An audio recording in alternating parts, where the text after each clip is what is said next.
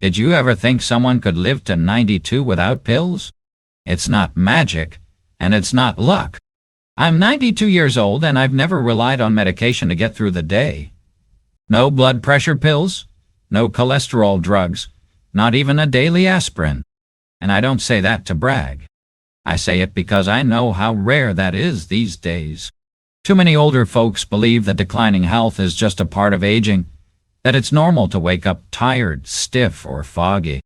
But what if I told you that the way you start your morning could quietly shape everything, from your energy and clarity to your immune strength and emotional balance? I've seen it over and over again. Small changes, big results. And yes, even in people much younger than me. This video isn't about expensive supplements or secret doctors. It's about 5 simple habits I've kept every single morning for decades. Things you can start tomorrow without spending a dime. They've helped me stay independent, clear-headed, and more active than some folks half my age.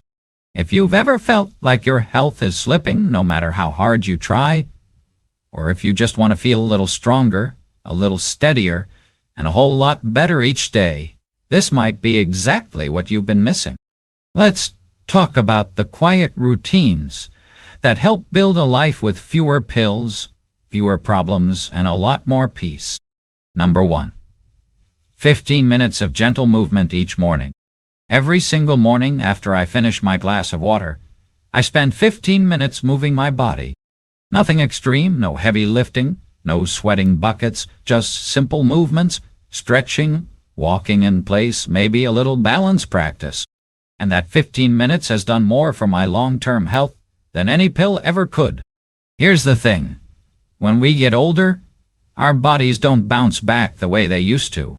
Stiff joints stay stiff. Tight muscles pull on everything else. Blood doesn't circulate as well. But those first few minutes of movement help oil the hinges, so to speak. They tell my body, we're not done yet, and that message matters. I started doing this when I was in my 60s. I'd been waking up with aches in my lower back and knees. My doctor said it was just age, but I didn't buy that. I started with some light stretches from a book I found at a garage sale, and after a week or two, those morning pains started to fade. Not all at once, but enough that I noticed, enough that I believed it was worth continuing. The beauty of this habit is that it doesn't require equipment, space, or even much energy. I just move through the same set of motions I've memorized over the years, reaching side to side, rolling my shoulders, lifting my knees, circling my ankles. I focus on my breath. I pay attention to how my body feels.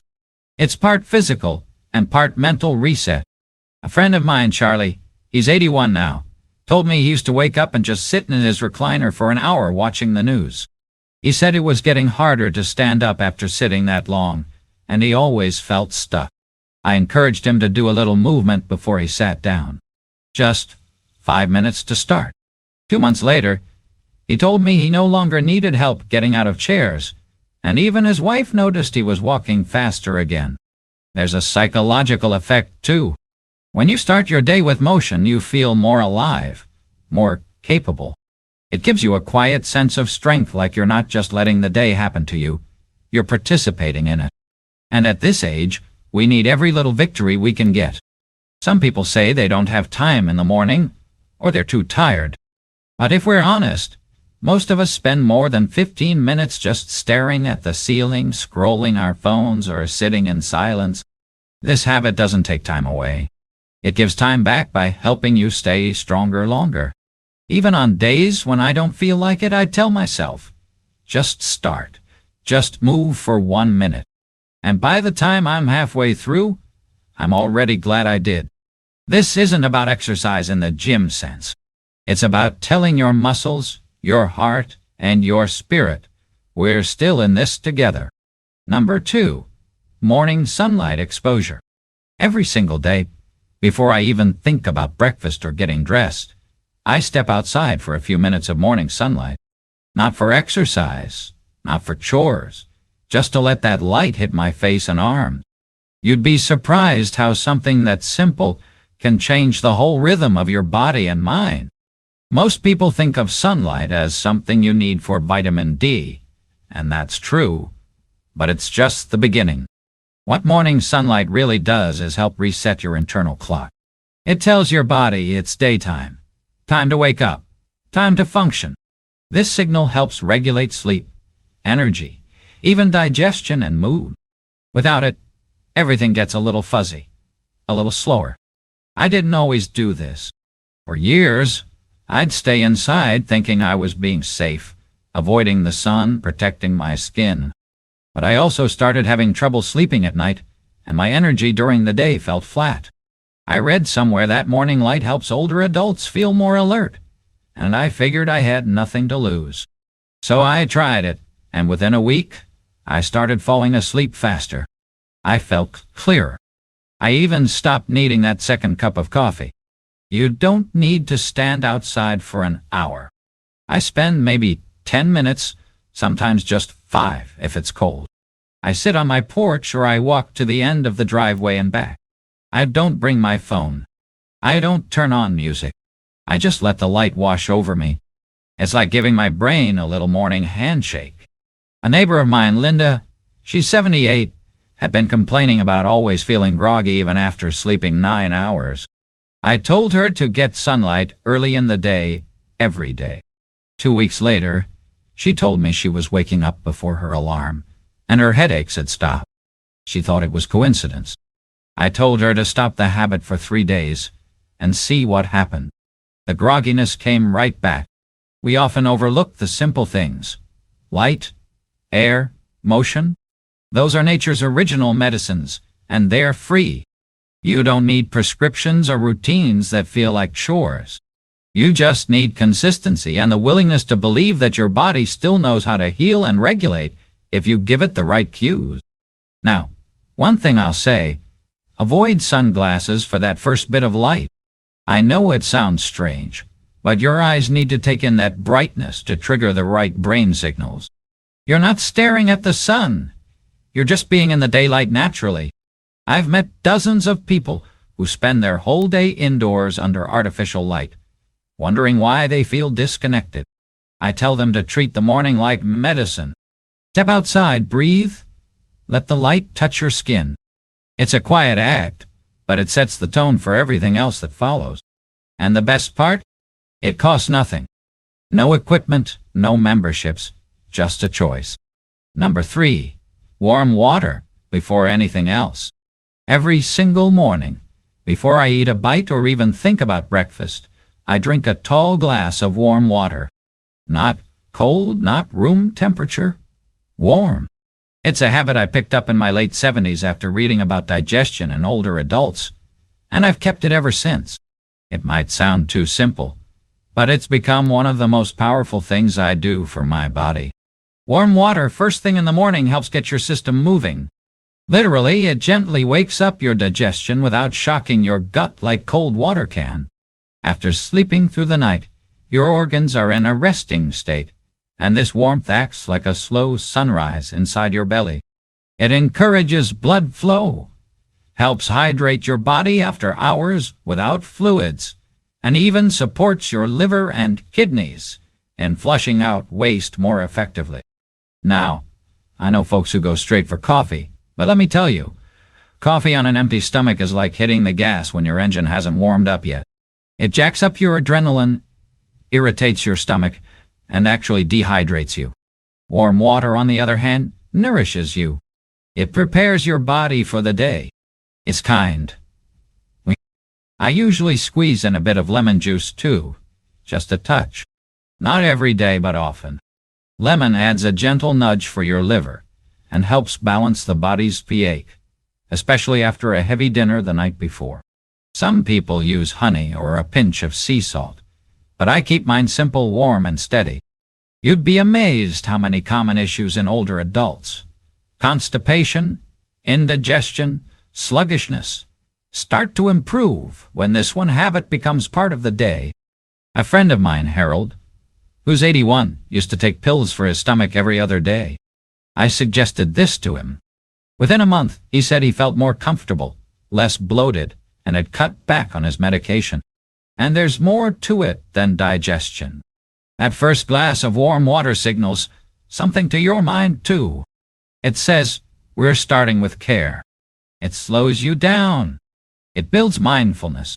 You're not rushing to fix or achieve anything. You're simply choosing to nourish. And that sets the tone for how you treat yourself the rest of the day. It also helps regulate appetite. When you hydrate first, your hunger signals become clearer, and you're less likely to reach for sugar or carbs out of habit. It's a simple way to reconnect with your body's actual needs, instead of just reacting to cravings or tiredness. People ask me how I have so much energy at my age. It's not a miracle. It's these little anchors in the morning that build momentum. Warm water doesn't sound impressive, but try it every day for a few weeks and your body will thank you. Number 4. 10 minutes of stillness with nature. Before the world gets loud, before the TV hums, the phone rings, or the news starts pouring in, I give myself 10 minutes of peace outside. That's it. 10 quiet minutes with nature.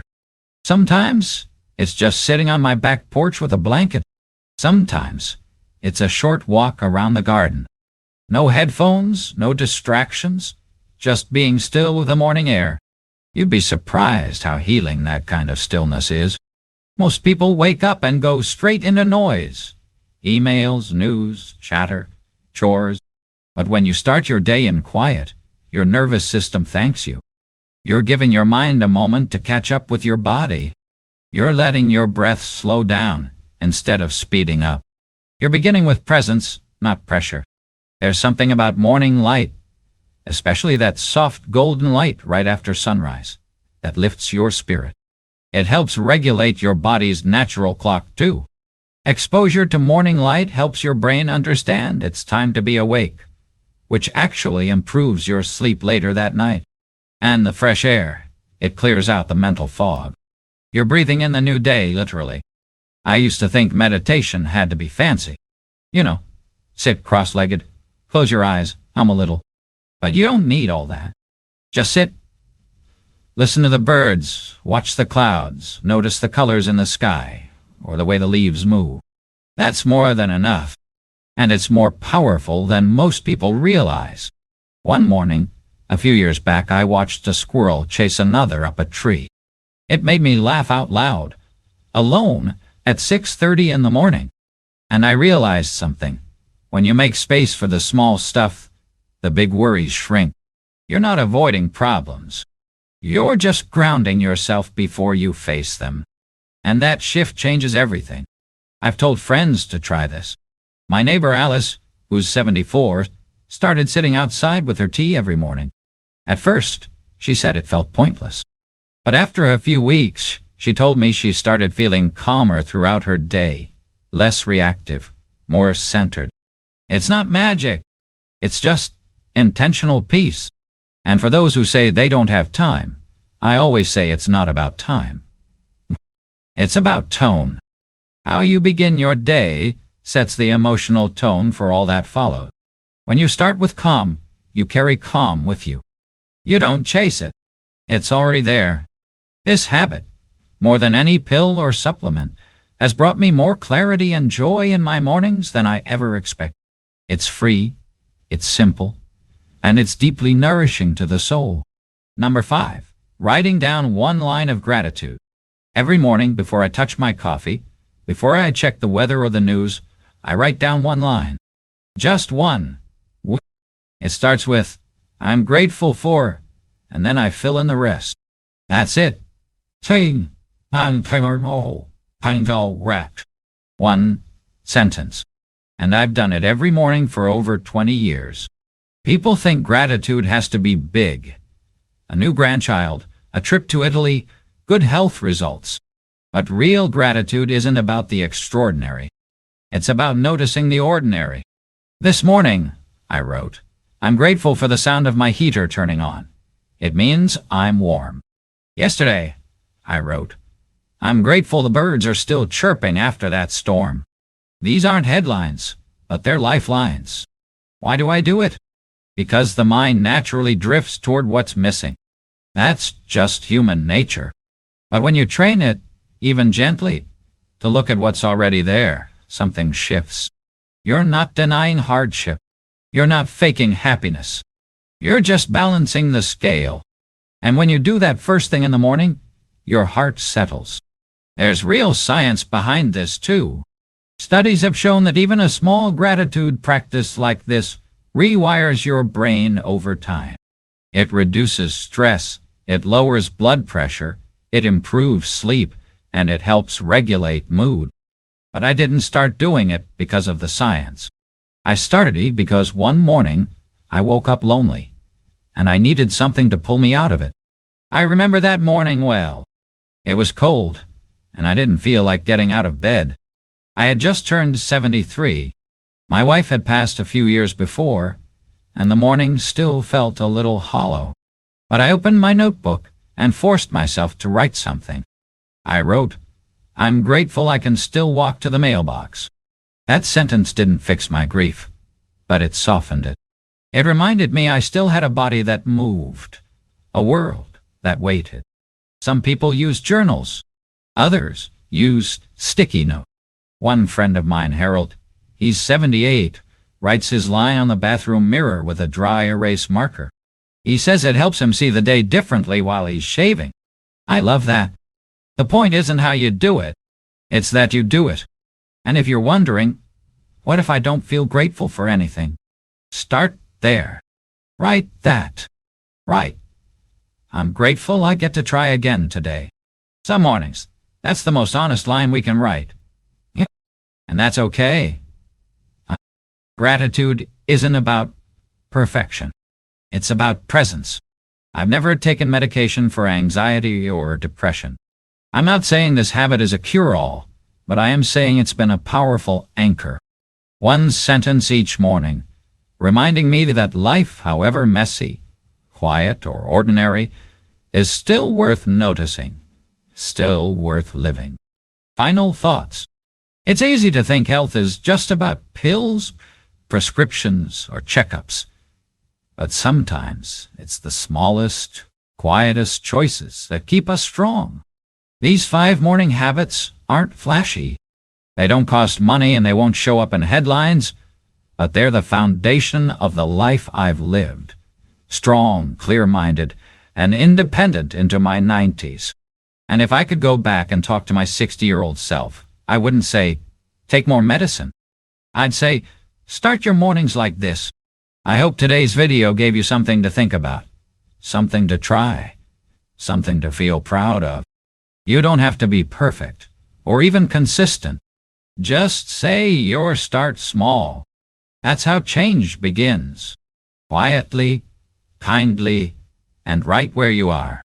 Now, I want to hear from you. Which of these habits spoke to you the most? Is there one you already do, or one you'd like to try starting tomorrow morning?